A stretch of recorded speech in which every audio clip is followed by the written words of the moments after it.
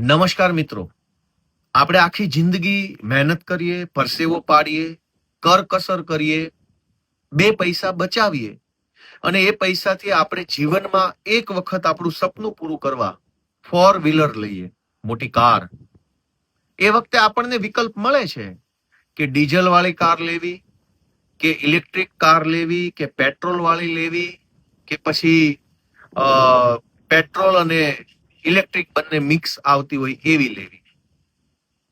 પણ આપણે એક વખત પેટ્રોલ કાર લીધા પછી એ કારમાં ઇથેનોલ વાળું પેટ્રોલ નખાવવું કે શુદ્ધ પેટ્રોલ નખાવવું એ ઓપ્શન કેમ નથી મળતો?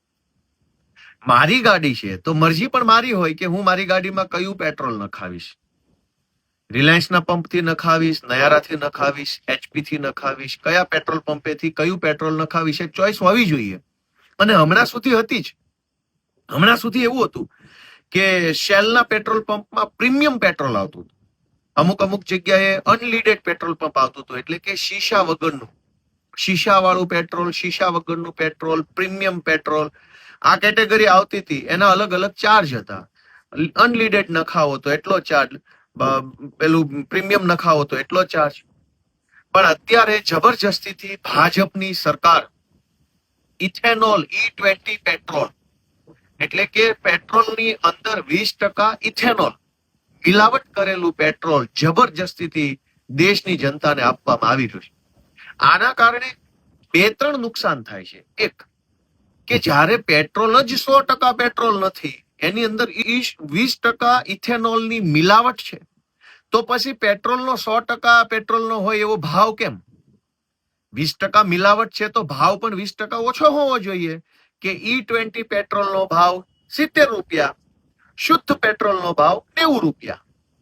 આ તો મિલાવટ 20%, ભાવ 100%. તો જનતાને અહીંયા એક લૂંટનો સામનો કરવો પડે છે. બીજું, કે આપણી ગાડીઓ જે બની છે એ ગાડી E20 કમ્પેટિબલ, એટલે કે E20 પેટ્રોલને એ ગાડી ચલાવી શકે, એના એન્જિન, એના સ્પેર પાર્ટ્સ બધા જે આવતા હોય એ એના માટે નથી બનેલા. તો પછી આપણી ગાડીમાં જબરજસ્તીથી E20 પેટ્રોલ નખાવવાની ફરજ કેમ સરકાર પાડે છે?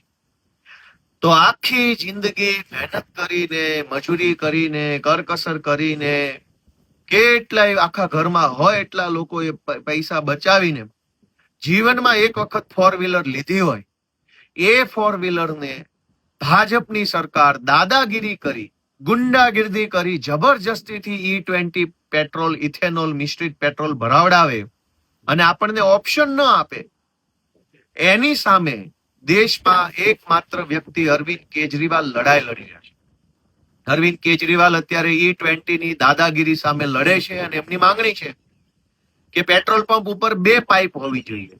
જે વ્યક્તિએ E20 પેટ્રોલ પુરાવવું હોય તો E20 ભરાવે, જેને શુદ્ધ 100% પેટ્રોલ ભરાવવું હોય એ 100% પેટ્રોલ ભરાવે. આ ઓપ્શન દેશની જનતાને મળવો જોઈએ. આપણે કોઈ હોટલમાં જઈએ તો હોટલ માલિક દાદાગીરી નહીં કરી શકે કે ફરજિયાત રીંગણાનું શાક જ ખાવું પડશે. મારે જે ખાવું હોય તે ખાઈશ અને મારે જે ખાવું છે એનું જેટલું પેમેન્ટ હશે એટલું પેમેન્ટ આપીશ. જેને પેટ્રોલ ભરાવવું છે એ 100% પેટ્રોલ ભરાવશે, એનું પેમેન્ટ આપશે. E20 વાળો E20 ભરાવશે, એનું પેમેન્ટ આપશે. સરકાર કેમ જબરજસ્તી કરે છે? તો આ બાબતે અરવિંદ કેજરીવાલે એક ઓનલાઈન પિટિશનની શરૂઆત કરી છે અને એની અંદર stop-E20petrol.com નામની એક વેબસાઇટ બનાવી છે. એની અંદર તમે જઈ અને તમારો વિરોધ નોંધાવી શકો છો, પિટિશનને સાઇન કરી શકો છો. ખૂબ ખૂબ આભાર.